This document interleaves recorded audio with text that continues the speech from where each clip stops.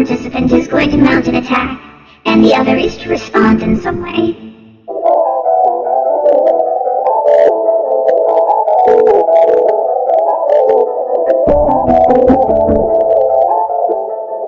Brilliance Audio presents the unabridged recording of 7 Eves by Neil Stevenson, performed by Mary Robinette Kowal and Will Cameron.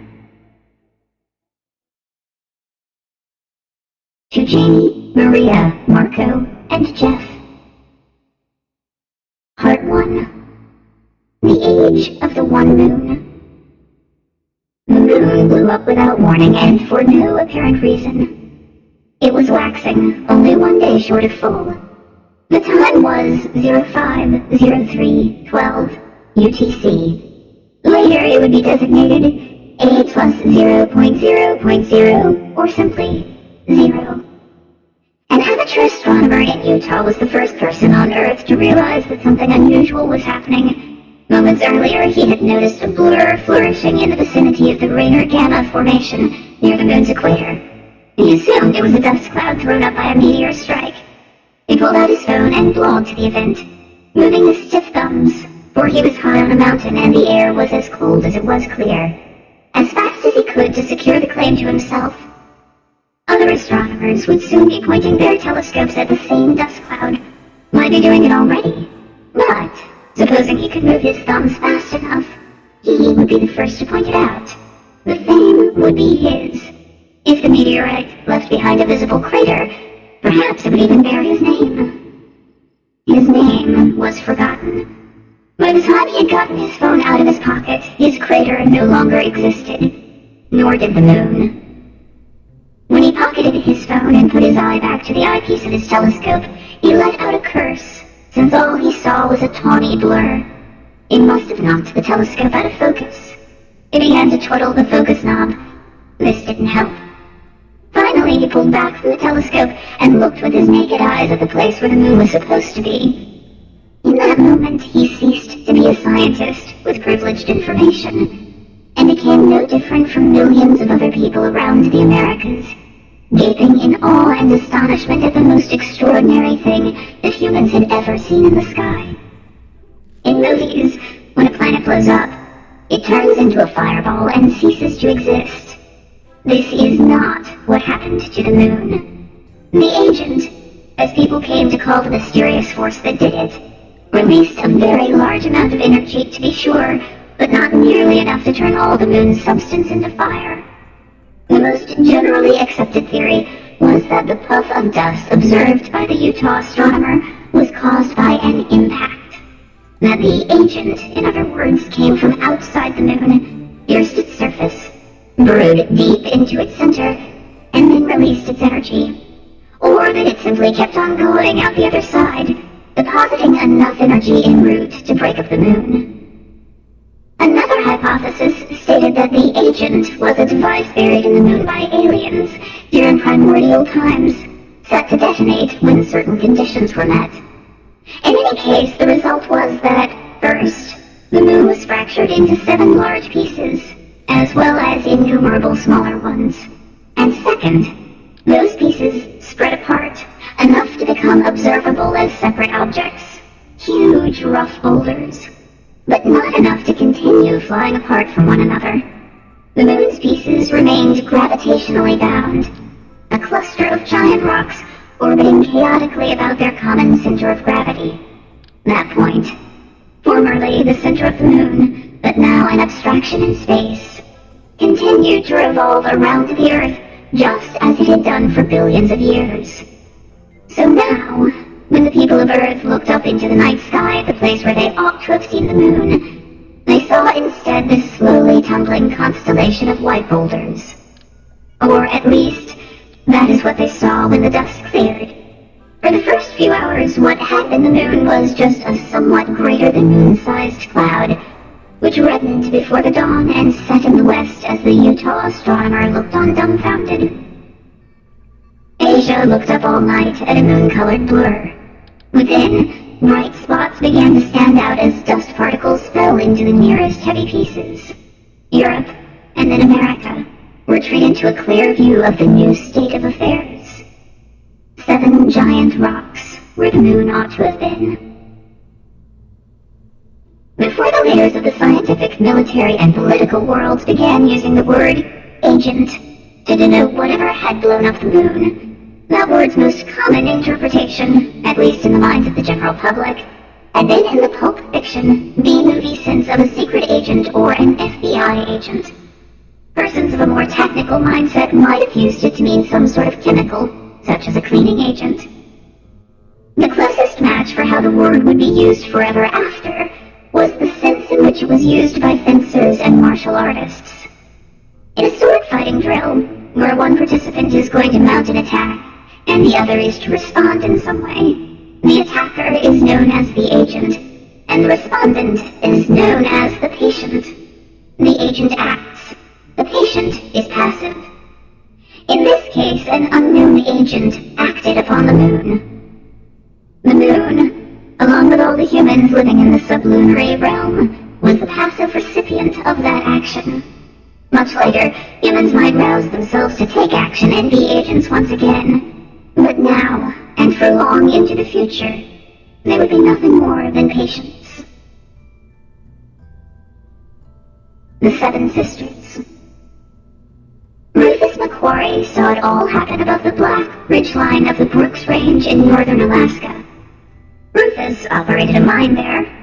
On clear nights, he would drive his pickup truck to the top of a mountain that he and his men had spent the day hollowing out. He would take his telescope, a 12-inch Cassegrain, out of the back of the truck and set it up on the summit and look at the stars. When he got ridiculously cold, he would retreat into the cab of his truck.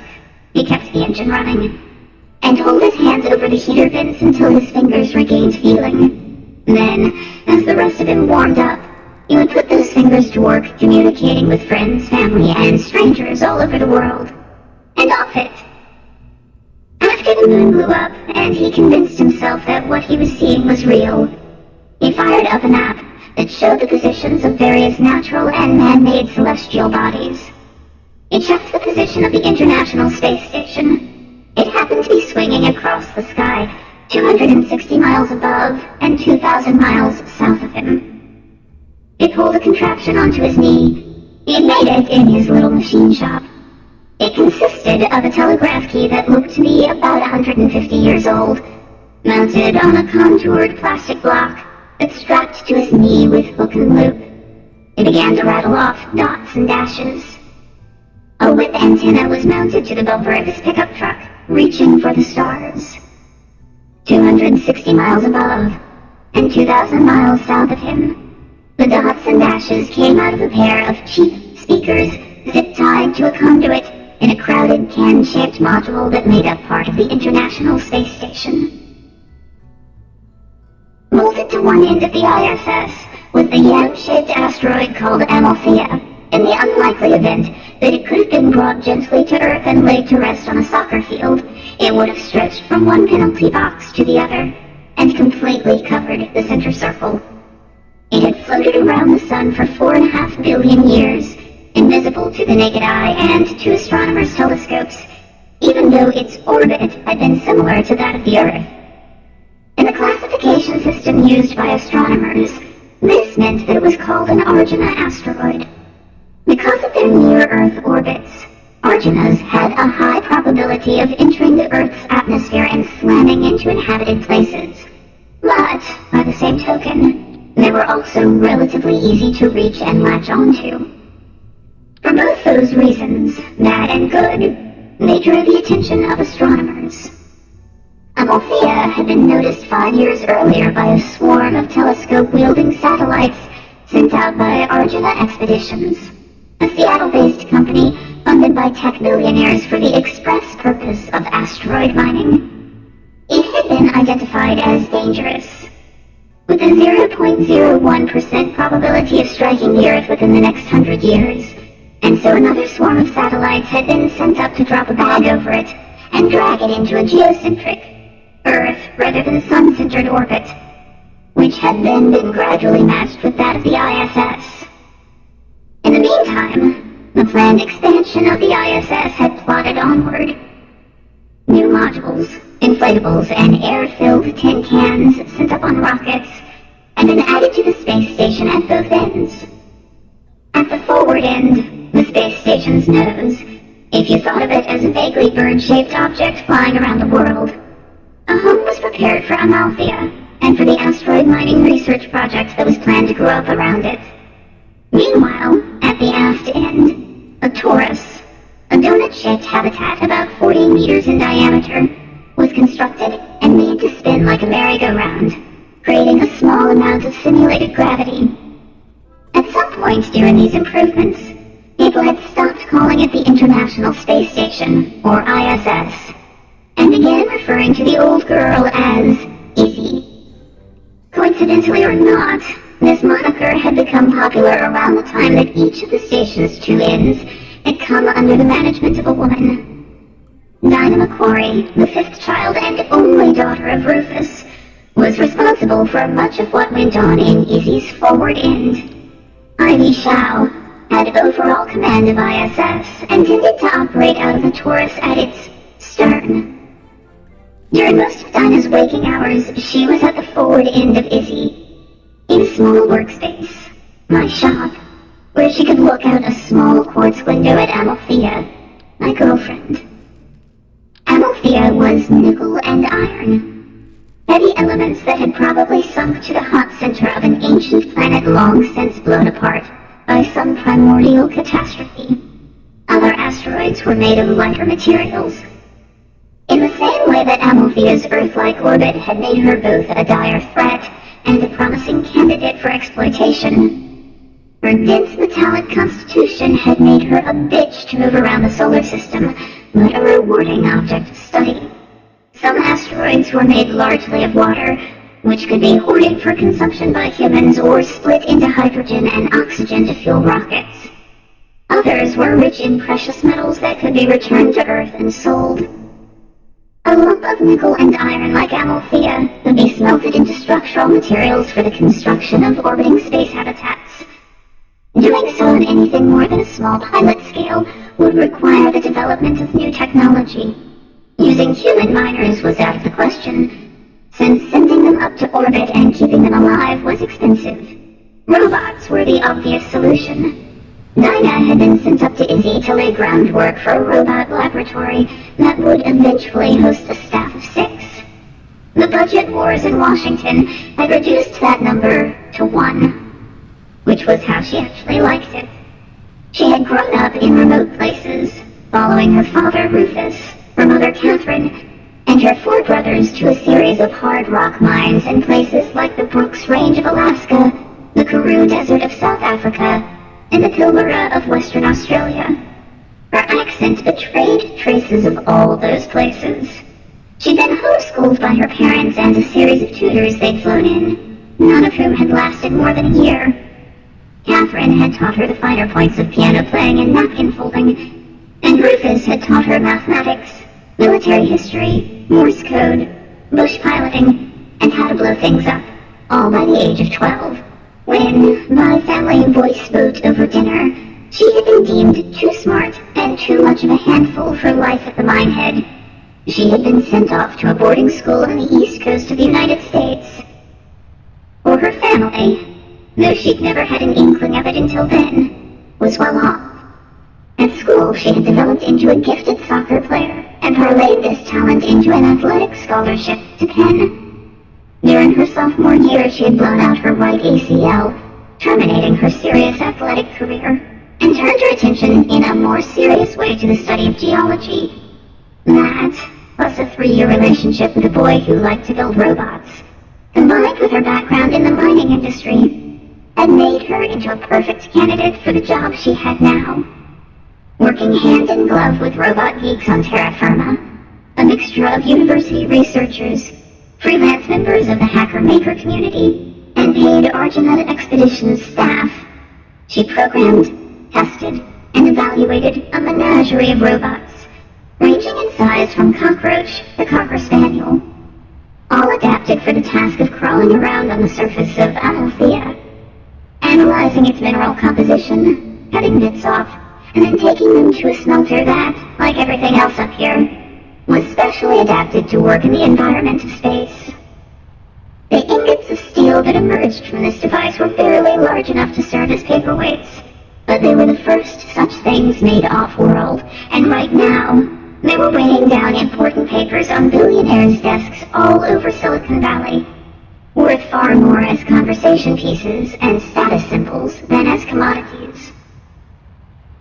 Rufus, a die-hard ham radio enthusiast who still communicated in Morse code with a dwindling circle of old friends all around the world, had pointed out that radio transmission between the ground and Izzy was actually rather easy, given that it was line of sight, at least when Izzy happened to be passing overhead, and that the distance was nothing by ham radio standards.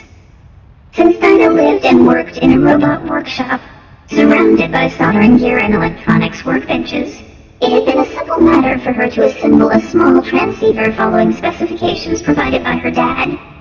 Zip-tied to a bulkhead, it dangled above her workstation, making a dim static hiss that was easily drowned out by the normal background roar of the space station's ventilation systems. Sometimes it would be a spacewalker gazing at Dinah's end of Izzy a few minutes after the agent had fractured the moon would have seen, first of all, Amalthea, a huge, gnarled twist of metal, still dusty in some places with space debris that had fallen into its evanescent gravitational field over the eons, gleaming in others where it had been rubbed clean.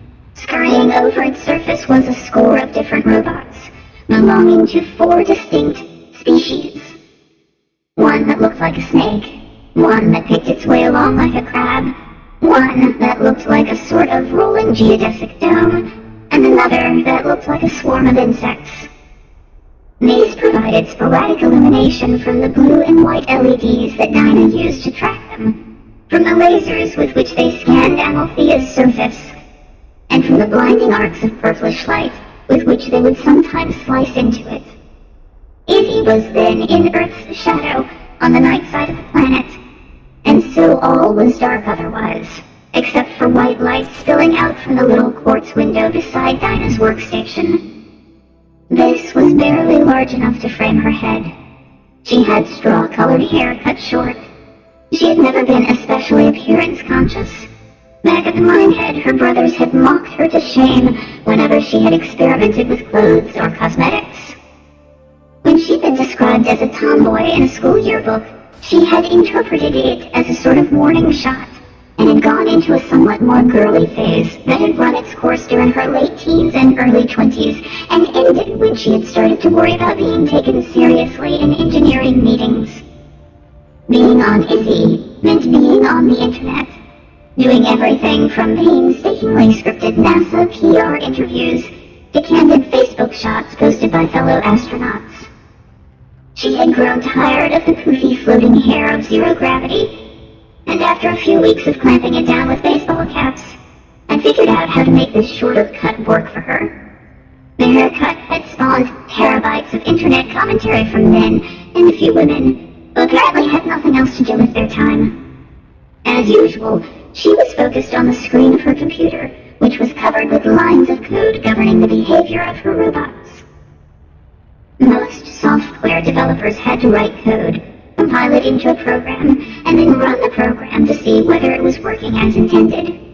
Dinah wrote code, beamed it into the robots scurrying around on Amalthea's surface a few meters away, and stared out the window to see whether it was working. The ones closest to the window tended to get most of her attention, and so there was a kind of natural selection at work, in that the robots that huddled closest to their mother's cool blue-eyed gaze acquired the most intelligence, while the ones wandering around loose on the dark side never got any smarter.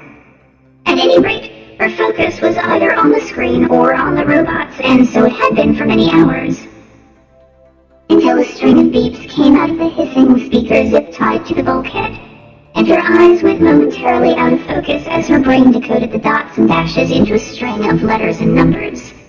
Her father's call sign. "Not now, Pa," she muttered, with a guilty daughter's glance at the brass and oak telegraph key he had given her, a Victorian relic purchased at great price on eBay during a bidding war that had placed Rufus into pitched battle against a host of science museums and interior decorators.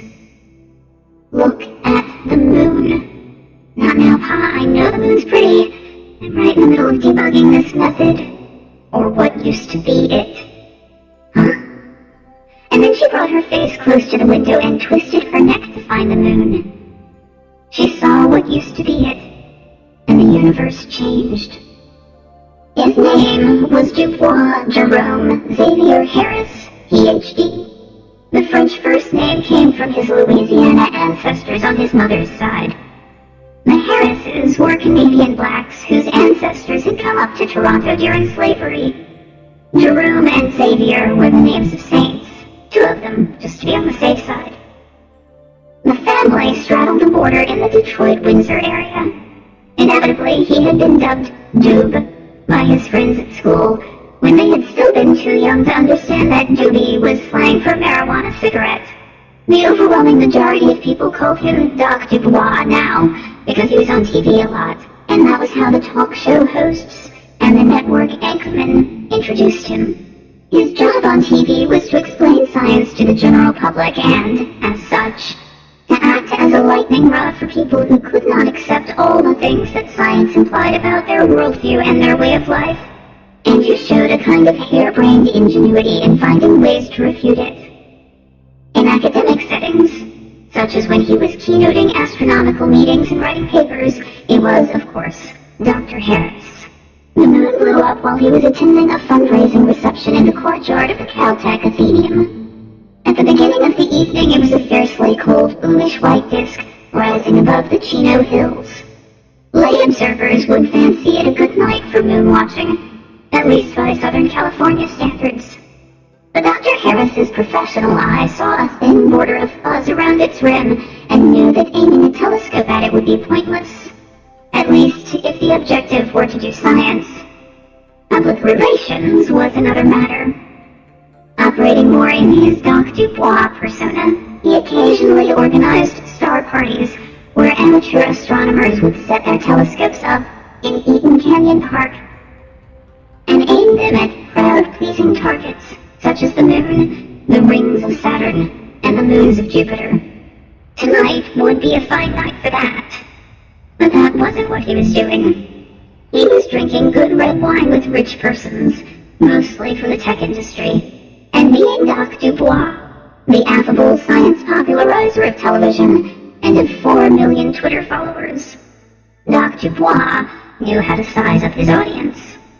He knew that self-made tech-zillionaires liked to argue, that Pasadena aristocracy didn't, and that society wives liked to be lectured to, as long as the lectures were brief and funny. And he knew that his job was to charm these people, nothing more, so that they could later be handed off to professional fundraisers. He was going back to the bar for another glass of the Pinot Noir, fully in the Doc Dubois persona, slapping shoulders and bumping fists and exchanging grins. When a man gasped, everyone looked at him. Doob was afraid that the poor guy had been struck by a stray bullet or something.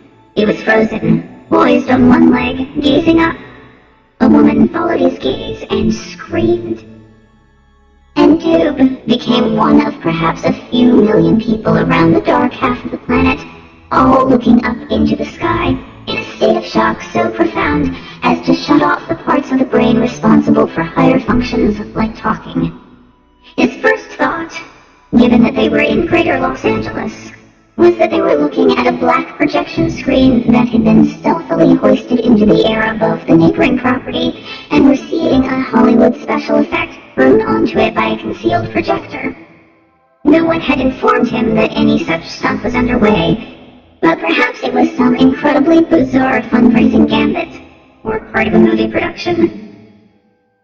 When he came to his senses, he was aware that a large number of telephones were singing their little electronic songs, including his, the birth cry of a new age. Ivy Shao was in overall command of Izzy and spent almost all of her time in the Taurus, partly because her office was there, and partly because she was more susceptible to space sickness than she liked to admit. That physical separation, Ivy back in the Taurus, Nina up in the forward end, close to Amalthea, was symbolic in many people's minds of a difference between them that didn't really exist. Other contrasts were obvious enough, beginning with the physical. Ivy was 4 inches taller, with long black hair that she kept under control, usually by braiding it, and dropping the braid under the collar of her jumpsuit. She had the build of a volleyball player. Raised in Los Angeles, the only child of high-strung parents, Ivy had SAT'd, science faired, and spiked her way to Annapolis, then followed that up with a PhD in applied physics from Princeton. Only then had the Navy demanded the years of service that she owed it in return for her tuition. After learning how to pilot helicopters, she had spent most of that time in the astronaut program, in whose ranks she had risen quickly. Unlike most astronauts, who were mission specialists, scientists or engineers carrying out specific tasks after the launch vehicle had reached orbit, Ivy, with her training as a pilot, was a flight specialist as well, meaning that she knew how to fly rockets. The days of the space shuttle were long over, so there was no need to joystick a winged vehicle back to a runway. But docking and maneuvering spacecraft in orbit was a good, clean match for someone with the motor control of a chopper pilot and the mathematical mind of a physicist. The pedigree was intimidating, even off-putting to people who were impressed by such things. Dinah, who wasn't, cared little one way or the other. Her informal behavior toward Ivy was interpreted by some observers as disrespectful. Two very different women in conflict with each other made for a more dramatic story than what was actually true. They were continually bemused by the efforts made by Izzy's personnel and their handlers on the ground to heal the non-existent rift between them, or, what was a lot less funny, to exploit it in the pursuit of Byzantine political schemes.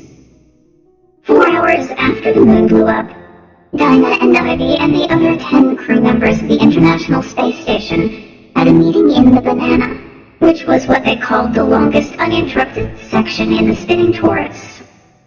Most of the torus was chopped up into segments short enough that the brain could talk the eye into believing that the floor was flat and that gravity always pointed in the same direction. But the Banana was long enough to make it obvious that the floor was in fact curved through about 50 degrees of arc from one end to the other.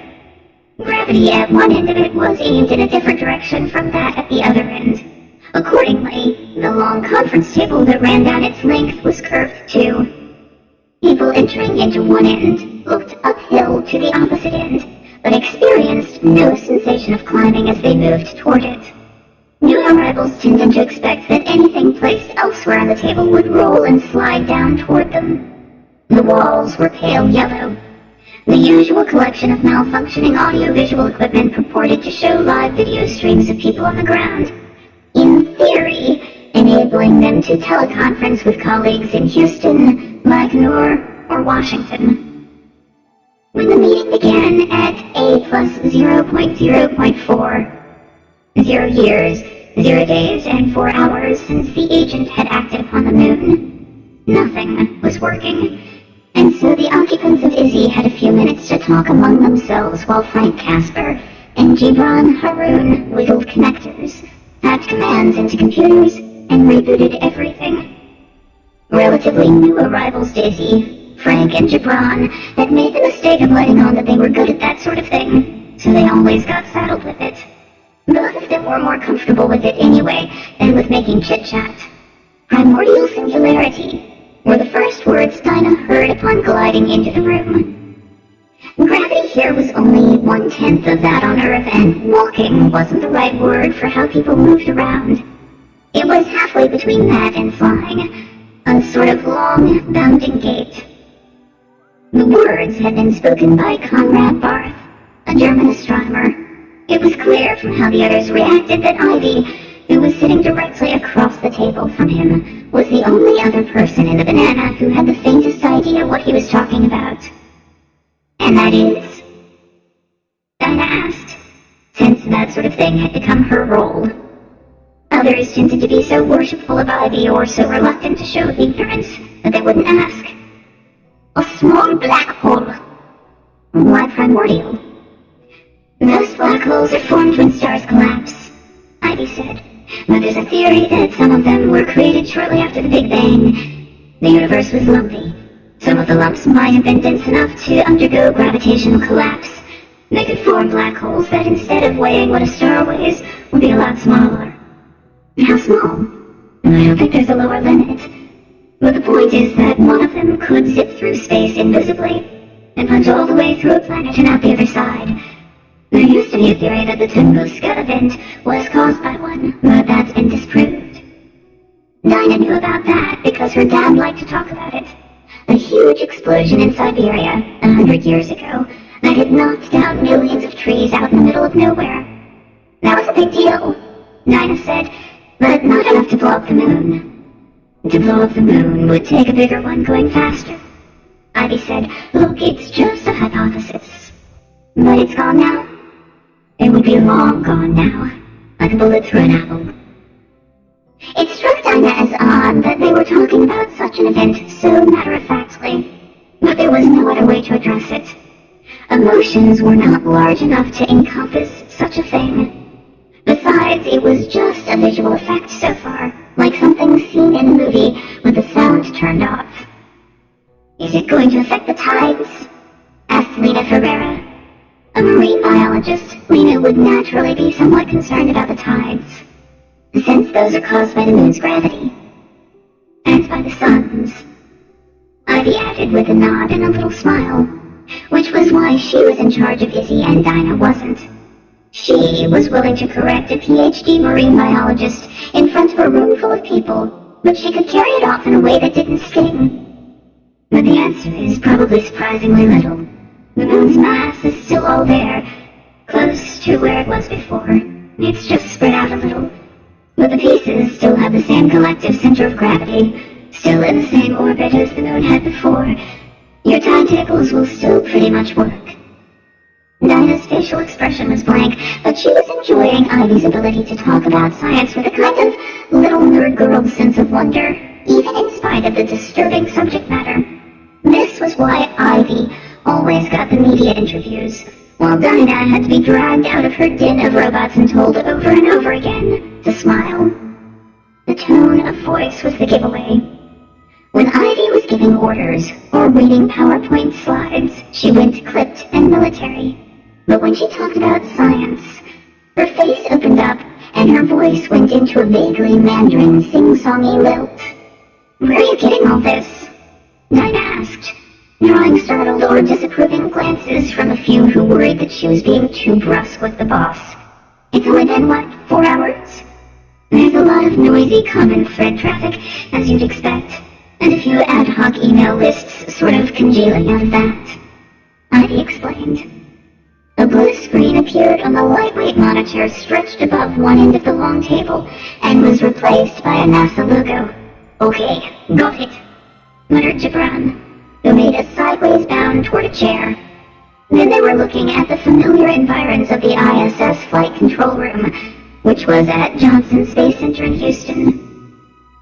The director of mission operations was sitting in front of the camera stroking his iPad. He didn't seem to be aware that the camera was on. A few moments later, they heard a door open off camera. The DMO, who was ex-military, stood up out of habit. He reached out and shook hands with a woman who entered from stage right. NASA's deputy administrator, the number 2 person in the whole org chart, and a rare sight at such meetings. She was a retired astronaut named Aurelia Mackey, dressed for business in the environment of DC, where she spent most of her time. Are we on? She asked someone off camera. Yes, said several people in the banana. Aurelia looked a little startled by that. Both she and the DMO were looking a little stunned to begin with, of course. How are you all today? Aurelia said in an absolutely rote, business-like voice as if nothing had happened, running on autopilot while her brain caught up with events. Fine, said some people in the banana, mixed in with a few nervous chuckles. I'm sure you are all aware of the event. We have a good view of it, Dinah said. Ivy shot her a warning look. Of course you do, Aurelia admitted. I would love to have an extended conversation with you all about what you have seen and what you are experiencing, but this is going to have to be brief. Robert? The DMO peeled his eyes off the iPad and sat forward in his chair. We're expecting an increase in the number of rocks floating around up there. He meant loose chunks of the moon. Not huge because most will be gravitationally bound, but some may have escaped. So other missions are suspended while you batten down the hatches. Make preparations for impacts. Everyone in the banana listened silently, thinking about what that would mean for them. They would tighten precautions, dividing Izzy up into separate compartments, so that damage to one wouldn't suck the air from all. They would review procedures. Lena's biology experiments might take a hit. Dinah's robots would enjoy a holiday. Aurelia spoke into the camera. All spaceflight operations are suspended until further notice. No one is coming up, and no one is going down. Everyone in the banana looked at Ivy. As soon as they got into Ivy's tiny office, where she felt it was okay to let tears come into her eyes, they slipped into their Q code. Q codes were ham radio slang. Dinah had learned them from Rufus. They were 3-letter combinations, beginning with Q. To save time in Morse code transmissions, they were substituted for frequently used phrases such as, "Would you like me to change to a different frequency?" Dinah and Ivy's Q codes didn't actually begin with Q, but some of them were 3-letter combinations. Uppity Little Shit-Kicker was a name that had been hung on Dinah when she had first arrived at private school and, during a soccer scrimmage, intercepted a pass meant for a girl from New York. Straight Arrow Bitch had been bestowed on Ivy at Annapolis when she had declined to take part in a drinking game during a tailgate party. The ULS SAB dynamic was a thing that Dinah and Ivy exploited in meetings, even having meetings before meetings to plan how to use it. Good Looks Wasted had found its way to Dinah in the aftermath of her new haircut, as the result of an improbable chain of reply-to-all mishaps.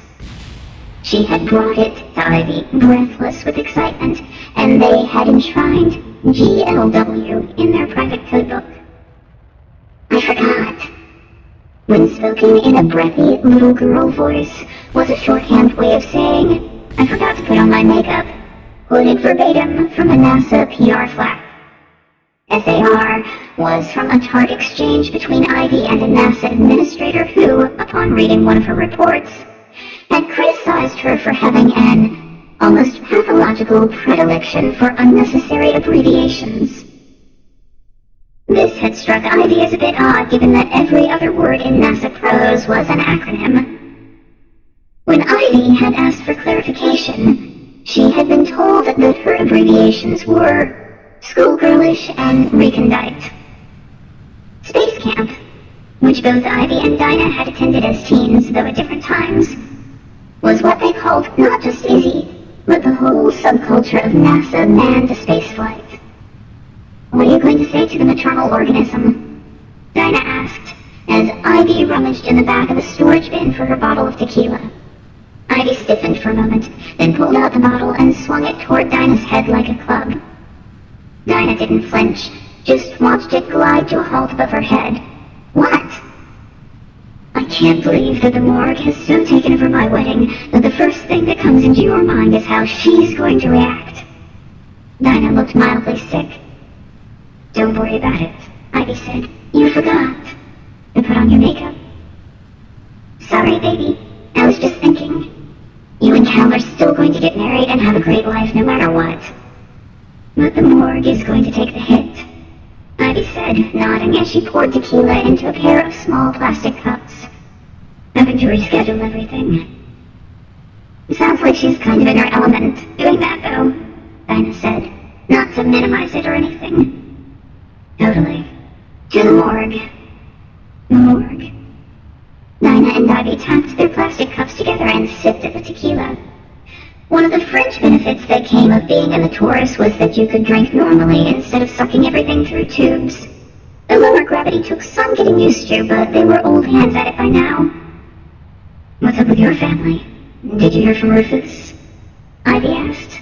My father desires raw data files from Conrad's wide-field infrared observation platform, which he has read about on the internet, so that he can satisfy his personal curiosity about the thing that hit the moon. You're going to Morse code those down to him? His internet is working. He's already created an empty Dropbox folder. As soon as I provide him with the files, he'll go back to his usual grousing about how his taxes are too high and the federal government needs to be scaled back to a size where he can personally stomp it to death with steel-toed boots.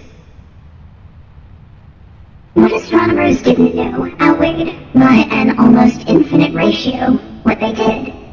And so for persons used to a more orderly system of knowledge, with everything on Wikipedia, this created a certain perception of incompetence, or at least failure to perform, on the part of the astronomical profession whenever weird things happened in the sky.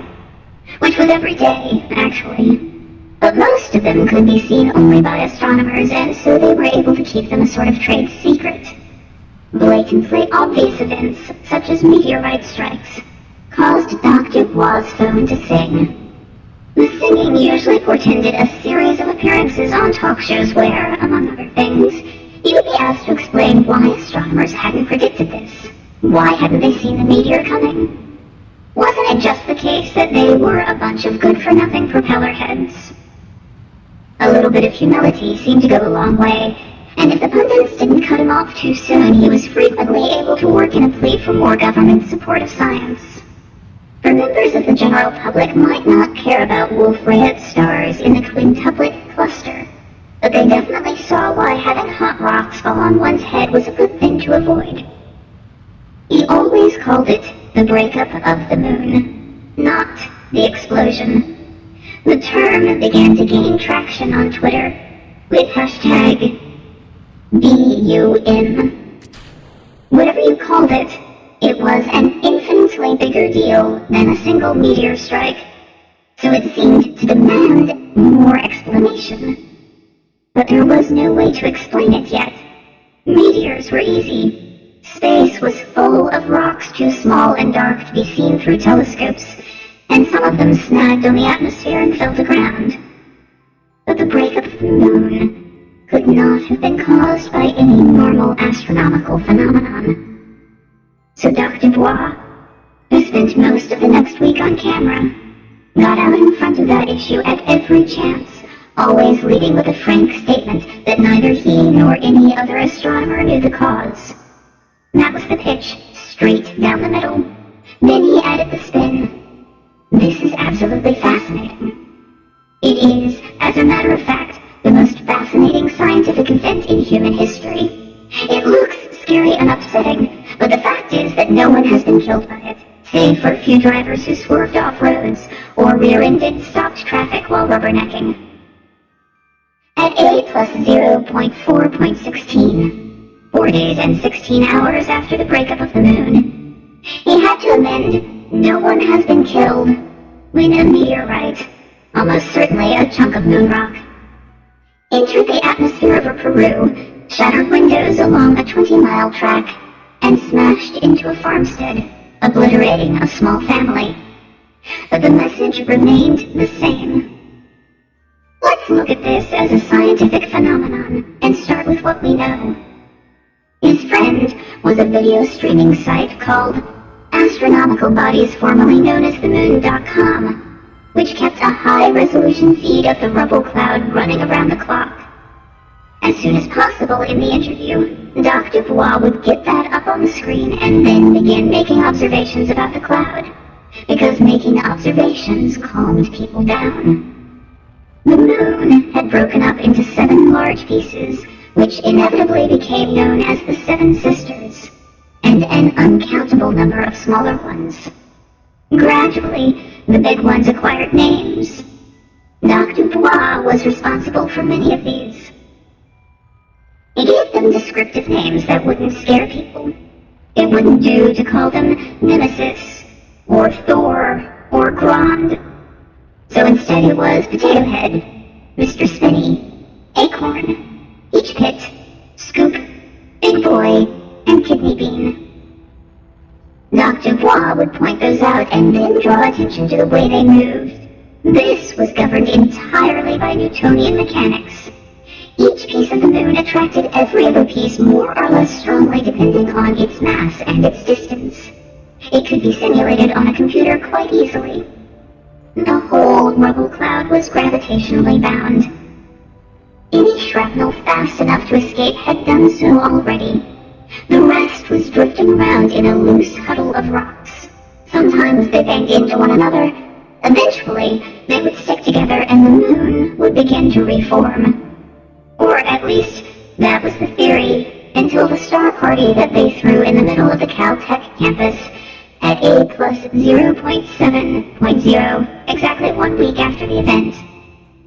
Normally they held the star parties up in the hills, where the seeing was better, but seeing giant rocks close to the Earth was so easy that there was no need to go to the trouble of driving up into the mountains. It would have undercut the purpose of the event, which was to get as many members of the general public as possible out in a park-like atmosphere to peer through telescopes and make observations. The Beckman Mall was lined with yellow school buses, interspersed here and there with vans from local and network television, their masks deployed so that they could relay live video downtown. Their reporters stood in pools of light, using as a backdrop an open green strewn with telescopes of various types and sizes. Little 7-card decks were handed out, each card depicting a different fragment of the moon from various angles, and identifying it by its name. Kids were given the assignment to identify each of the rocks through the eyepiece of a telescope, check it off on a homework sheet, and write down an observation about it. Most of the scopes, obviously, were pointed at the Seven Sisters, but one contingent was looking at a darker part of the sky with binoculars or just their naked eyes, expecting to see meteorites. By day 7, several hundred of these had entered the atmosphere, or at least several hundred large enough to be noticed. Most had burned up before hitting the ground. There had been about a score of incidents in which they drew arc-light trails across the sky, illuminating the ground below with freaky bluish radiance and producing huge sonic booms. Half a dozen had struck the ground, doing greater or lesser amounts of damage. The death toll, though, was so far beneath the statistical ground clutter of shark attacks and lightning strikes. The evening went fine. Doob, who had raised 3 children to adulthood, had figured out a long time ago that any event largely organized by elementary school teachers was likely to come off extremely well from a logistical and crowd control standpoint. So he was able to relax and be Doc, autographing Seven Sisters cards for kids, and occasionally slipping into Dr. Harris mode for a discussion with a fellow astronomer. As he wandered about the place, he had 3 different chance encounters with the same elementary school teacher, one Ms. Ina Hosa, and fell in love with her. This was unusual. He had not been in love with anyone in 12 years. He had been divorced for 9. He found it nearly as shocking in its own way as the breakup of the moon. He tried to deal with it in the same way, by making scientific observations of the phenomenon. His working hypothesis was that the breakup of the moon had made Doob young again, exfoliating layers of emotional callus from his soul and leaving a pink, shiny, impressionable heart just waiting to be colonized by the first appealing woman who came along. He was talking to Amelia, for that, as it turned out, was her first name, when a buzz moved slowly over the quad, like a gentle breeze, and caused everyone to look up. 2 of the larger pieces, Scoop and Kidney Bean, were headed right for each other. It would not be the first such collision. That happened all the time. But seeing 2 big chunks heading right for each other with high closing velocity was unusual and promised a good show. Doob tried to quiet an unsettled feeling in his chest, which might have been caused by what was happening with Amelia, or by the natural trepidation that any sane person would feel upon seeing 2 enormous pieces of rock getting ready to smash into each other directly overhead. The good news was that people were beginning to treat the evolution of the swarm as a kind of spectator sport, to see it as fascinating and fun, not terrifying. Skip's sharper edge slammed into the divot that gave Kidney Bean its name and split it in half. It all happened, of course, in quiet, super slow motion. And then there were 8, Amelia said. Instinctively, she had turned away from Doob and toward her brood of 22 students. "What just happened to Kidney Bean?" she was asking in that teacherly way, scanning for upraised hands, looking for a kid to call on. "Can anyone tell me?" The kids were silent and vaguely sick-looking. Amelia held up her Kidney Bean card and tore it in half. Dr. Harris was walking toward his car. His phone rang, so startling him that he almost swerved into a school bus. What was wrong with him? His scalp was tingling and he realized it was his hairs trying to stand up on his head. He checked the screen of the phone and saw that the call was from a colleague in Manchester. He declined to answer it and found himself looking at a new contact that he had been creating for Amelia. A snapshot of her face, just a silhouette in profile against a bank of TV lights, and her phone number. He tapped the done button. He had felt that tingling in the scalp once before, on a safari in Tanzania, and had turned around to see that he was being watched, interestedly, by a group of hyenas. The thing that had scared him hadn't been the hyenas themselves. Those, and even more dangerous animals, were all over the place. Rather, it was the sudden awareness that he had let his guard down, that he had been focusing his attention on the wrong thing, while the real danger had been circling around behind him. He had wasted a week on the fascinating scientific puzzle of what blew up the moon. That had been a mistake. Scouts. We need to stop asking ourselves what happened and start talking about what is going to happen, Dr. Harris said to the President of the United States, her science advisor, the chairman of the Joint Chiefs of Staff, and about half of the cabinet. He could see that the President didn't like that. Julia Bliss Flaherty, currently nearing the end of her first year on that job. The chairman of the JCS was nodding, but President Flaherty was giving him a hard, squinting look. And not just because of the light coming in the window from the skies over Camp David. She thought he was up to something, trying to shift blame, trying to push some kind of new agenda. "Go on," she said. Then, remembering her manners, Dr. Harris. "4 days ago I watched Kidney Bean break in half," Doob said. "The 7 sisters became 8. Since then, we've seen a near miss that could have fractured Mr. Spinney." "I would almost welcome it," said the President, "if we could get rid of those ridiculous names." "It'll happen," Doob said. "The question is, how long does Mr. Spinney have to live? And what does that tell us?" He clicked a small remote in his hand and brought up a slide on the big screen. Heads turned toward it, and he felt a mild sense of relief at not being stared at anymore by the President.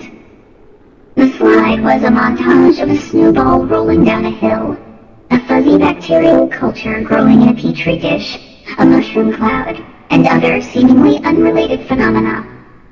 "What do these all have in common? They are exponential," he said. "The word gets tossed around by a lot of people who use it to mean anything that's getting big fast, but it has a specific mathematical meaning. It means any process where the more it happens, the more it happens. The population explosion, a nuclear chain reaction, a snowball rolling down a hill whose speed of growth is pegged to how much it's grown." He clicked through another slide showing plots of exponential curves on a graph, then to an image of the moon's 8 pieces. "When the moon had only 1 piece, the probability of a collision was 0, he said, "because there was nothing to collide with." Pete Starling, the President's science advisor, explained. The President nodded. "Thank you, Dr. Starling. When you have 2 pieces, why then yes, they can collide. The more pieces you get, the higher the chances of any 2 pieces banging into each other. But what happens when they bang into each other? He clicked the control again and showed a little movie of kidney beans break up. Well, sometimes, but not always, they break in half, which means you have more pieces. 8 instead of 7, 9 instead of 8, and that increase in number means an increase in the odds of further collisions. It's an exponential, said the chairman. It occurred to me 4 days ago that it did have all the earmarks of an exponential process. Dave allowed, and we know what happens to those. President Flaherty had been watching him intensely, but she now flicked her eyes over to Pete Starling, who made a dramatic upward zooming gesture with one hand, tracing the profile of a hockey stick. When an exponential hits the bend in the hockey stick curve, Duke said, the result can be indistinguishable from a detonation, or it can look like a slow, steady increase. It all depends on the time constant, the inherent speed with which the exponential thing happens, and on how we perceive it as humans. So it might be nothing, said the chairman. It could be that 100 years will pass before we go from 8 chunks to 9 chunks, Dude said, nodding at him. But 4 days ago I got worried that it might be one of those things that looks more like an explosion. So my grad students and I have been crunching some numbers, building a mathematical model of the process that we can use to get a handle on the time scale. And what are your results, Dr. Harris? I assume you have some or else you wouldn't be here. The good news is that the Earth is one day going to have a beautiful system of rings, just like Saturn. The bad news is that it's going to be messy. In other words, said Pete Starling, the chunks of the moon are going to keep banging into each other indefinitely, and breaking up into smaller and smaller pieces, spreading out into a system of rings. But some rocks are going to fall on the ground and break things. And can you tell me, Dr. Harris, when this is going to happen? Over what period of time? The president asked. We're still gathering data, tuning the model's parameters, Duke said. So my estimates could all be off by a factor of 2, maybe 3. Exponentials are tricky that way, but what it looks like to me is this. He clicked through to a new graph, a blue curve showing a slow, steady climb over time. The time scale at the bottom is something like 1 to 3 years. During that time, the number of collisions and the number of new fragments are going to grow steadily. What is BFR? Asked Pete Starling. For the graph's vertical scale was labeled thus. Bolide fragmentation rate, Duke said. The rate at which new rocks are being produced. Is that a standard term? Pete wanted to know. His tone was not so much hostile as unnerved. No, Duke said. I made it up yesterday, on the plane. He was tempted to add something like, I am allowed to coin terms, but didn't want things to get snarky this early in the meeting. Seeing that Pete had been silenced, at least for a moment, Duke tried to get back into his rhythm. We'll see an increasing number of meteorite impacts. Some will cause great damage, but overall, life is not going to change that much. But then, he clicked again, and the plot bent sharply upward, turning white. We're going to witness an event that I'm calling the white sky. It'll happen over hours or days. The system of discrete planetoids that we can see up there now is going to grind itself up into a vast number of much smaller fragments. They are going to turn into a white cloud in the sky, and that cloud is going to spread out. Click. The graph continued shooting upward, rocketing up into a new domain and turning red. A day or two after the white sky event, we'll begin a thing I'm calling the hard rain. Because not all of those rocks are going to stay up there. Some of them are going to fall into the Earth's atmosphere. He turns the projector off. This was an unusual move, but it snapped them all out of PowerPoint hypnosis and forced them to look at him. The aides in the back of the room were still thumbing their phones, but they didn't matter. By some, Duke said. I mean, trillions. The room remained silent. It is going to be a meteorite bombardment such as the Earth has not seen since the primordial age, when the solar system was formed, Duke said. Those fiery trails we've been seeing in the sky lately, as the meteorites come in and burn up. There will be so many of those that they will merge into a dome of fire that will set aflame anything that can see it. The entire surface of the Earth is going to be sterilized. Glaciers will boil. The only way to survive is to get away from the atmosphere, go underground, or go into space. Well, obviously that is very hard news, if it is true, the president said. They all sat and thought about it silently for a period of time that might have been 1 minute or 5. We will have to do both, the president said. Go into space and underground. Obviously, the latter is easier. Yes. We can get to work building underground bunkers for... And she caught herself before saying something impolitic. For people to take refuge in. Duke didn't say anything. The chairman of the Joint Chiefs of Staff said, Dr. Harris, I'm an old logistics guy. I deal in stuff. How much stuff do we need to get underground? How many sacks of potatoes and rolls of toilet paper per occupant? I guess what I'm asking is, just how long is the hard rain going to last? Duke said, my best estimate is that it will last somewhere between 5,000 and 10,000 years. None of you will ever stand on terra firma, touch your loved ones, or breathe the atmosphere of your mother planet again, the president said. That is a terrible fate. And yet it is a better fate than 7 billion people trapped on the Earth's surface can hope for. The last ship home has sailed. From now on, launch vehicles will rise up into orbit, but they will not go back for 10,000 years. The 12 men and women in the banana sat in silence. Like the destruction of the moon itself, it was too big a thing for them to take in. Too large for human emotion to get around. Dinah focused on trivia such as just how damned good JDF, the president, was at saying stuff like this. Dr. Harris, said Comrade Barth, the astronomer. I am sorry, Madam President, but is it possible to get Dr. Harris back into the picture?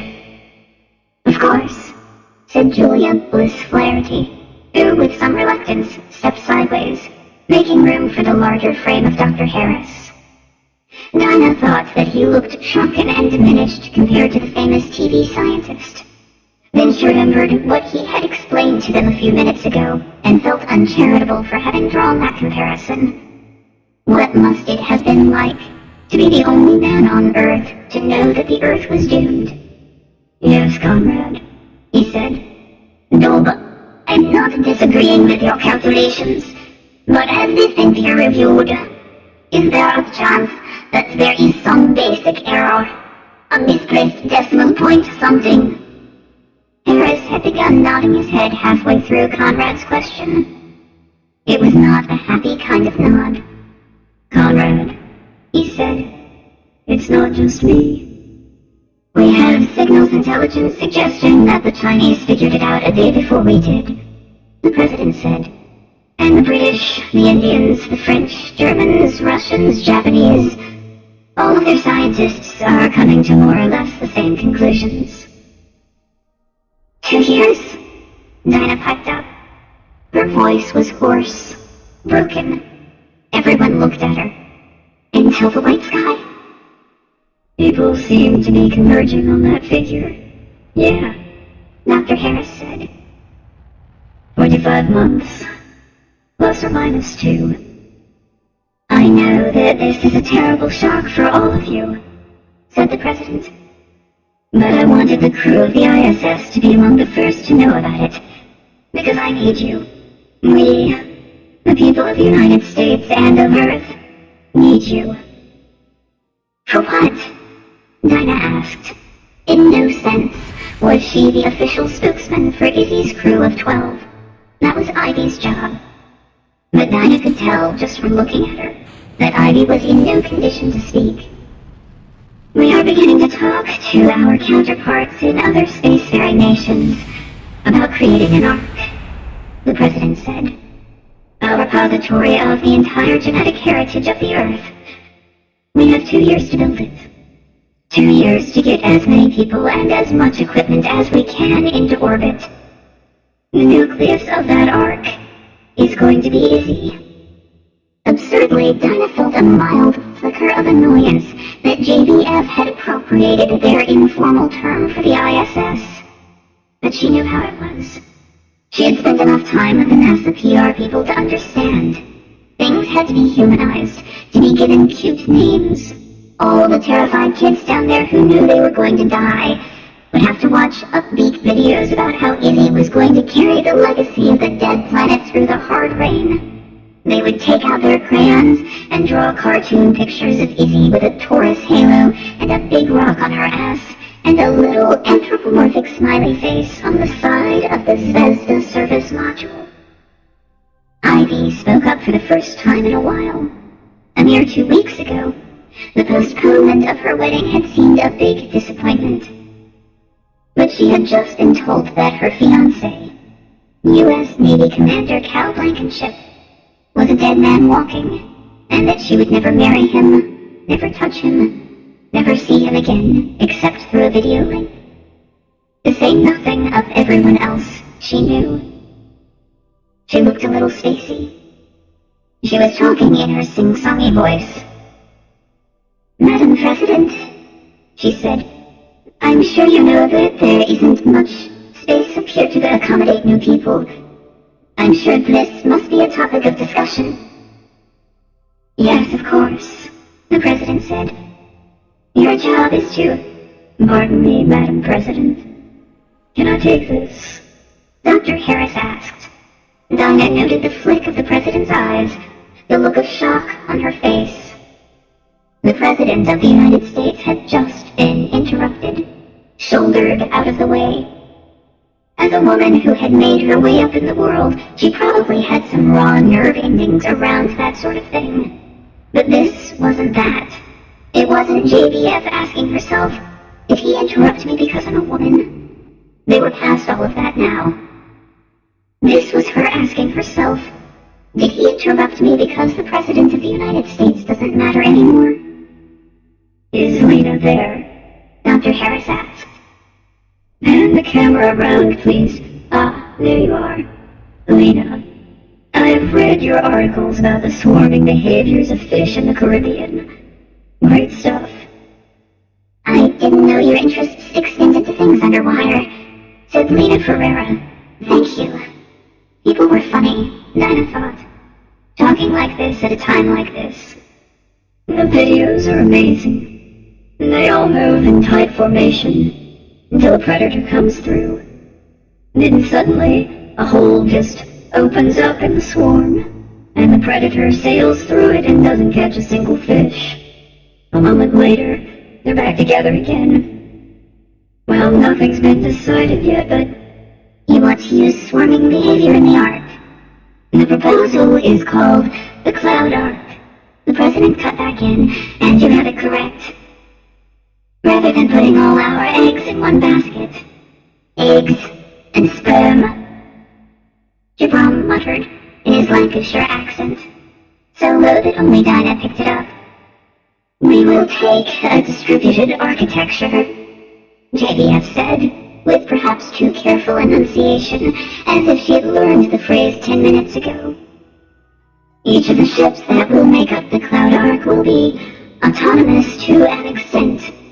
We will mass produce them, I am told, and send them up just as fast as we can. They will swarm around Izzy. When it is safe to do so, they can dock together like Tinker Toys, and people can move from one to the other freely. But when a rock approaches, whoosh, and she spread her fingers apart, the purple lacquered nails darting away from one another. But what about Izzy? Dinah wondered. She thought better of asking just now. In order to make ready for that, there are tasks for all of you, the president said. And that is why I asked the director to join us on this call. Meaning Scott Spaulding, the director of NASA. I'm going to turn this over to Sparky so that he can walk you through the details. As you can imagine, I have some other concerns to look after, and so I am going to bid you goodbye at this point.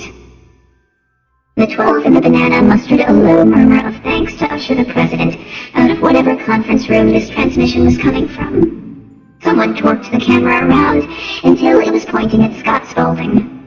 He had managed to find a blazer, but he was tireless, and probably would be for the remainder of his life.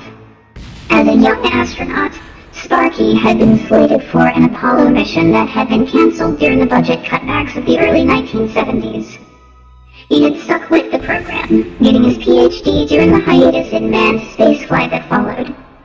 His run of bad luck had continued when a planned mission on Skylab was scrubbed because of the spacecraft's untimely descent into the atmosphere. His perseverance had paid off in the 1980s, with a series of shuttle missions that had turned him into a past master of the astronaut corps, equally at home fixing busted solar panels and quoting the poetry of Rainer Maria Rilke. After a couple of decades working at tech startups with varying levels of success, he'd been brought back to NASA a few years ago as part of some dimly conceived repurposing of the agency's mission. Most of the people in the banana found him likable, if somewhat opaque, and had the general feeling that he would back them up in a pinch. Exactly what Rilke poems Sparky thought could address the world's current predicament, it was impossible to guess. For a moment there, after the camera swung around to autofocus on his sagging and creased face, it almost seemed like some poetry might be on the tip of his tongue. Then he shook it off, and found the camera's lens with his pale eyes. Words fade away, he said. So I'm just going to concentrate on business. Ivy, you remain in charge. There's no one better. Your job is to keep things running up there. Communicate with us down here. Let us know what you need. If, after all of that, you find yourself with some free time, let me know and I'll find you a hobby. He winked, and from there he went down the list. Frank Casper, a Canadian electrical engineer, and Spencer Grindstaff, an American who specialized in communications and who had been doing mysterious work for intelligence agencies, were going to work on establishing the network infrastructure needed to support the activities of the Cloud Ark. Gibran, an instrumentation specialist, who was always getting roped into such problems anyway, would work with them. Fyodor Panteleimon, their grizzled spacewalk specialist, and Zeke Peterson, a more boyish-looking American Air Force pilot who also had many hours of experience in spacesuits, would begin preparing for the arrival of new modules that, they were assured, were being designed and built with an un-NASA-like haste, and would begin arriving at Izzy in less than a month. Dinah found that time estimate to be ludicrously optimistic, until she remembered that essentially all the world's resources were being thrown at this. Conrad Barth was simply asked to stay on after the meeting for a talk with Doob. It was obvious enough that he would soon be repurposing every astronomical gadget on the space station to the problem of looking for incoming rocks. This was a topic no one wanted to dwell on. If Izzy got hit by a rock of any size, it was all over. In that sense, there really was no point in talking about it. The life scientists were Lena Ferreira, Margaret Coughlin, an Australian woman studying the effects of spaceflight on the human body, and Jun Ueda, a Japanese biophysicist running some lab experiments about the effects of cosmic rays on living tissues. Also in that general category was Marco Aldobrandi, an Italian engineer who focused on the more practical matter of running the life support systems that kept the rest of them alive. Of those four, Lena already had a special status in that she had actually done work on swarming.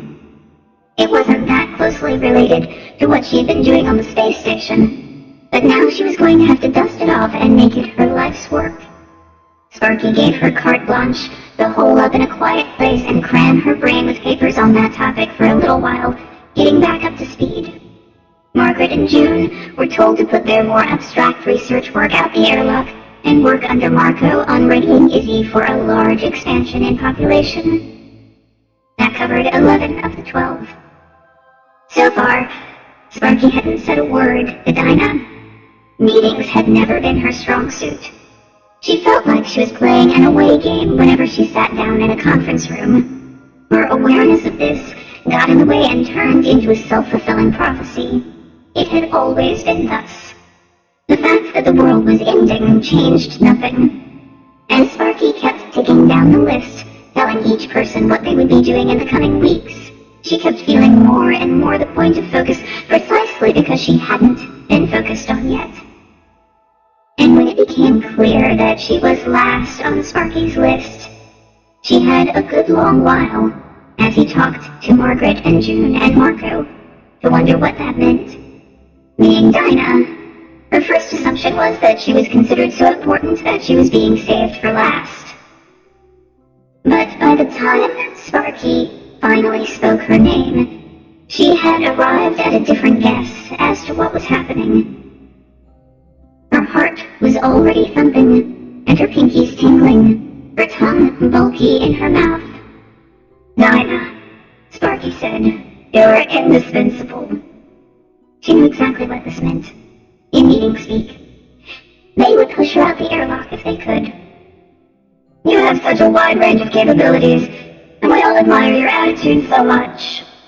Sparky hadn't said a word to anyone else about their attitude. "Obviously, asteroid mining, which you've devoted so much of your career to, is a project with a long-term payoff. But we are in short-term mode now. Of course, I am detailing you to assist Ivy and look for ways that you can put your amazing skill set to use in supporting the activities of the others. Theodore and Zeke can only go on so many spacewalks. Maybe your robots can be put to use doing things that they can't." "As long as it involves cutting through iron, they'll be awesome," Dinah said.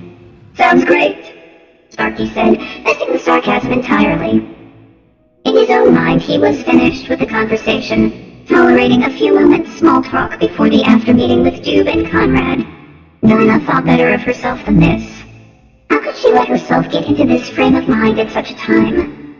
Because maybe there was actually a good reason for how she was feeling. She was halfway through saying goodbye to Sparky when she pivoted back. "Hang on a sec," she said. "I respect what you said about short-term mode, I get that. But if or when this cloud arc thing works, you know what's next, right?" Sparky was in no mood. Not so much annoyed with her as bewildered. "What's next?" "People need a place to live. And if the surface of the Earth is going to be burned off, we're going to have to make those living places up here out of the stuff we can get our hands on. Asteroids. Of which we have a lot more now, thanks to the agent." Sparky put his hands over his face, exhaled, and sat motionless for about a minute. When he took his hands away, she could see he'd been weeping. "I wrote a half a dozen goodbye letters to old friends and family before this meeting," he said. "And when it's over, I'm going to keep working my way down the list. Maybe I'll write half of all the letters I want before their intended recipients get killed by the hard rain. The point being, I guess, that I am thinking like a dead man walking that I truly am. Which is wrong. I should be thinking about what you're thinking about. The future that you and a few others may look forward to if all of this other stuff works." "You really think we're looking forward to it?" Sparky winced. "Not in the sense of thinking that that future is going to be great, but in the sense of at least thinking about it. I don't disagree with you. But what do you want me to do now?" "Watch my back," Dinah said. "Don't let them ditch Amalthea. Don't let them cut up all of my robots for spare parts. You want me to work on other stuff for a while? Fine. But when the sky turns white and the hard rain begins to fall, The Cloud Ark needs to have a viable program for making things out of asteroids, or else there is no way people are going to stay alive up here for thousands of years. I have your back, Dinah, said Sparky, for what that is worth, and his eyes strayed in the direction of the door through which the President had exited. At 8+0, the 12-person crew of the International Space Station had included only a single Russian, Lieutenant Colonel Fyodor Antonovich Panteleimon, a 55-year-old veteran of 6 missions and 18 spacewalks, the alma gris of the Cosmonaut Corps. This was unusual. In the early years, out of the ISS' usual crew of 6, at least 2 had normally been cosmonauts. The addition of Project Amalthea and the Taurus had expanded the station's maximum capacity to 14, and the number of Russians had typically varied between 2 and 5. The moon had disintegrated only 2 weeks before Ivy, Conrad, and Lena had been scheduled to return home, to be replaced by 2 more Russians and a British engineer. Since that rocket and its crew were ready to go anyway, Roscosmos, the Russian space agency, went ahead and launched it from the Baikonur Cosmodrome on A+0.17. The Soyuz spacecraft docked at EASY's hub module without incident. Unlike Americans who liked flying things by hand, the Russians had made docking into an automated process a long time ago. The Soyuz, the workhorse for decades of human space launch, was a stack of 3 modules. At its aft end was a mechanical section containing engines, propellant tanks, and photovoltaic panels, and other equipment that didn't require an atmosphere. Its forward section was a more or less spherical vessel meant to be pressurized with breathable air, and containing enough empty space for cosmonauts to move around, work, and live. In the middle was a smaller bell-shaped section containing 3 couches where the space-suited occupants would ride into space and later descend back to Earth, cloaked in a fiery comet tail. Accommodations in that section were extremely cramped, but it didn't matter since it was only used briefly during launch and re-entry. The orbital module, which was the larger sphere on the front, was where the cosmonauts spent most of their time, and on its nose was the mating contraption that enabled it to connect with the space station, or any other object suitably equipped. Until a couple of years ago, the Soyuz capsules had usually docked at the aft end of the Zvezda module, which had been the tail of the ISS. More recently, a new module called the Hub had been attached to the Zvezda, extending the main axis of the space station rearward and providing the axle around which the Taurus revolved. In order to maintain compatibility with the ubiquitous and time-tested Soyuz, the hub had been equipped with a suitable port and hatch.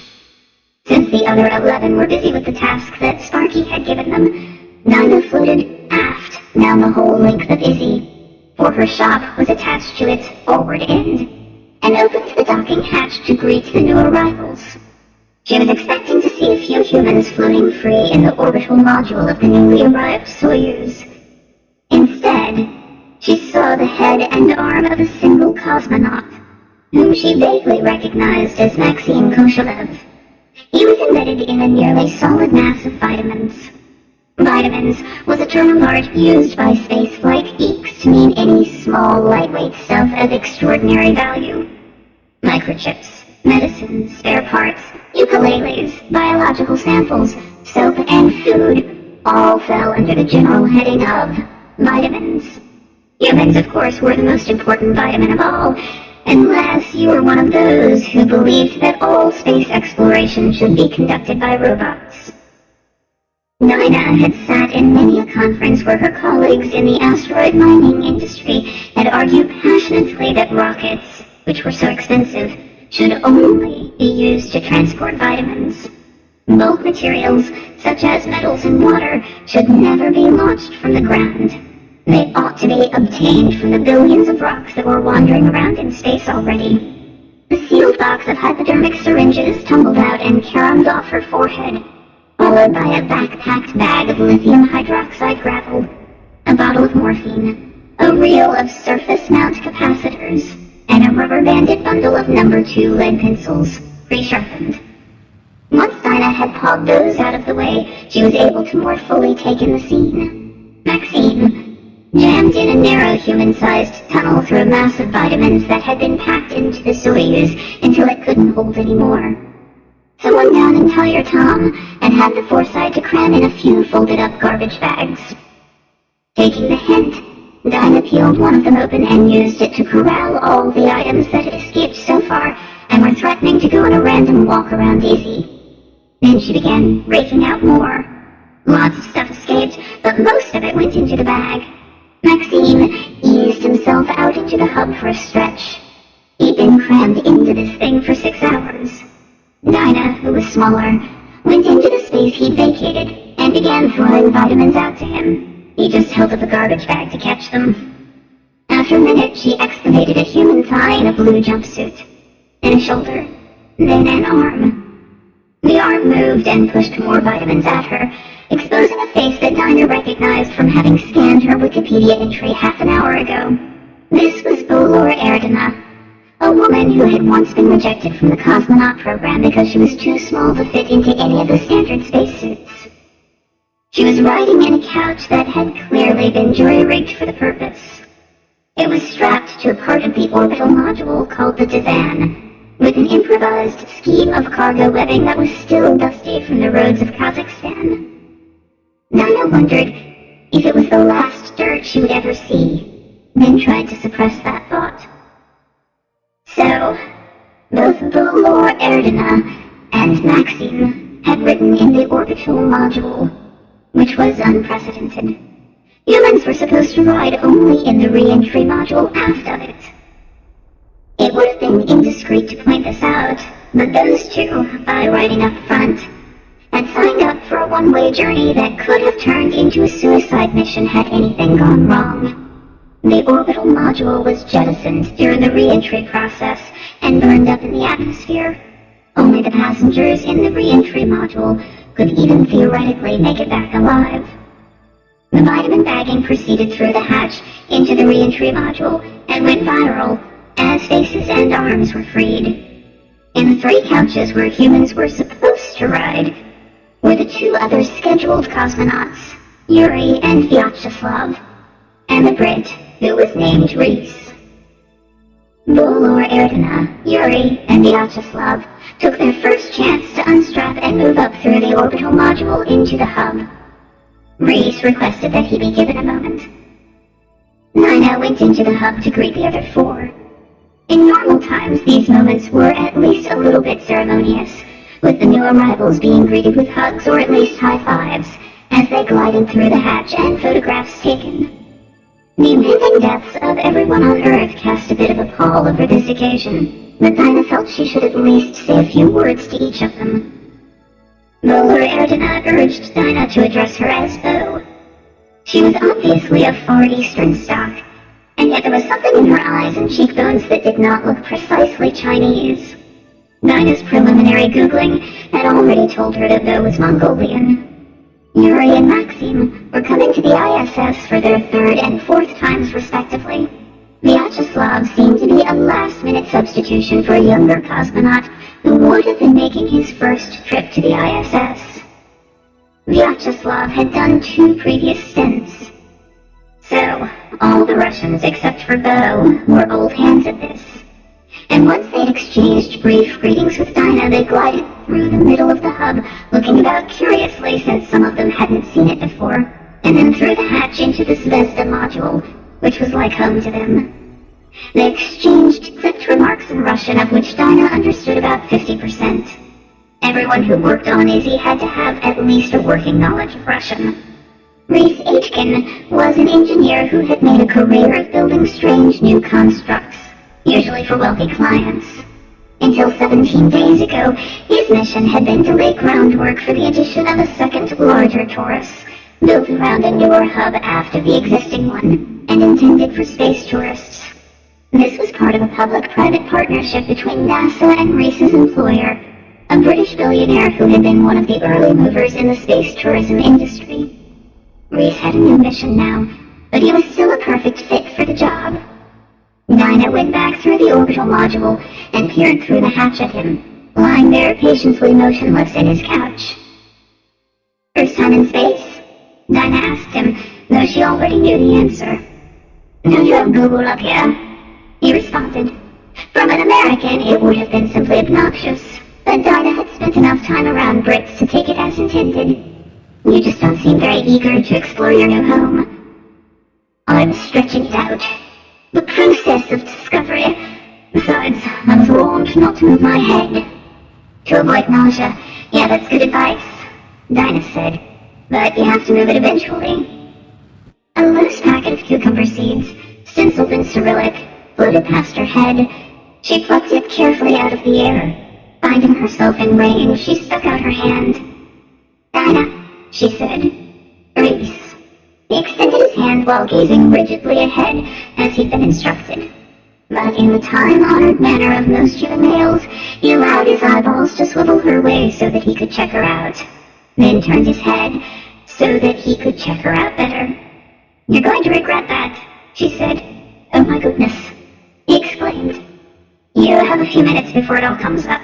Come on out, I'll get you a bag." During one of many recent sleepless nights, Dinah had found herself worrying about transistors. Modern semiconductor technology had found a way to make them very small. So small that they could be destroyed by a single hit from a cosmic ray. This didn't matter much down on the ground, because the stakes were lower and cosmic rays were mostly blocked by the atmosphere. But electronics that had to work in space were a different matter. The world's military-industrial complexes had put a lot of money and brainpower into making rad-hard electronics, more resistant to cosmic ray strikes. The resulting chips and circuit boards were, by and large, clunkier than the sleek consumer electronics that Earthbound customers had come to expect. A lot more expensive, too. So much so that Dinah had avoided using them at all in her robots. She used cheap, tiny, off-the-shelf electronics in the expectation that a certain number of her robots would be found dead every week. A functional robot could carry a dead one back to the little airlock between Dinah's workshop and the pitted surface of Amalthea, and Dinah could swap its fried circuit board out for a new one. Sometimes the new one would already be dead, struck by a cosmic ray while it was just sitting there in storage. But the vitamins shipped up on the ISS supply missions always had more of them. The only shielding from cosmic rays was matter. A thick atmosphere such as Earth's would do the trick, or a much thinner bulwark of solid heavy material. Of course, Dinah happened to have one in the form of Amalthea itself. Any object nestled up against Amalthea's surface would be shielded from cosmic rays coming from roughly half of the universe, the half blocked from view by the asteroid. For the same reason, the ISS was always shielded by the Earth from any cosmic rays approaching from that direction. So there was a sweet spot on the side of Dinah's shop that faced toward Earth but was under the bulk of Amalthea, where cosmic rays could only squirt in from a relatively narrow band of space. Dinah stored her spare chips and circuit boards in that general area, just to improve their odds. And she limited the amount of time that her robots spent roaming about on the side of Amalthea that faced deep space. In clear view of her window was a hollow in Amalthea's side, perhaps an ancient impact crater, big enough to accommodate a watermelon. On day 9, 5 days before the conference in the Banana, when Dr. Dubois had told them about the hard rain, and the President had told them that they were never coming home, she had programmed several of her robots, the ones with the most effective cutting heads, to begin making that hollow deeper. Perhaps she'd had a premonition of what was about to happen, or perhaps she was just doing her job.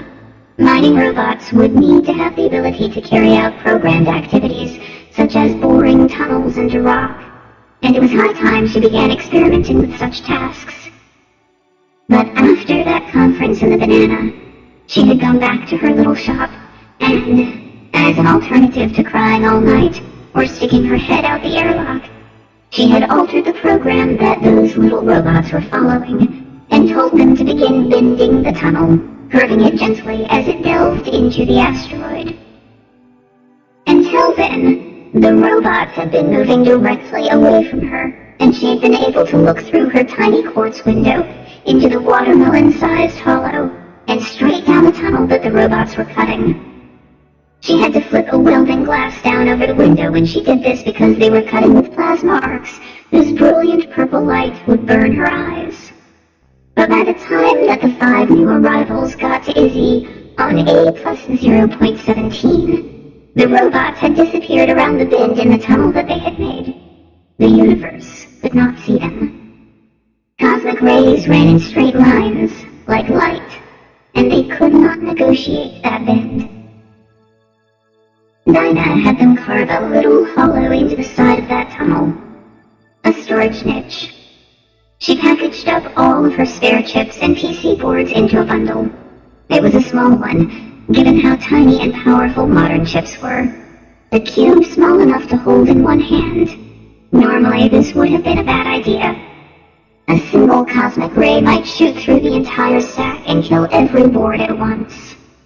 She handed it off to an 8-legged robot, and sent that robot through the airlock and down the tunnel, seeing through the remote eye of its video camera, manipulating a data glove connected to its grappling arms.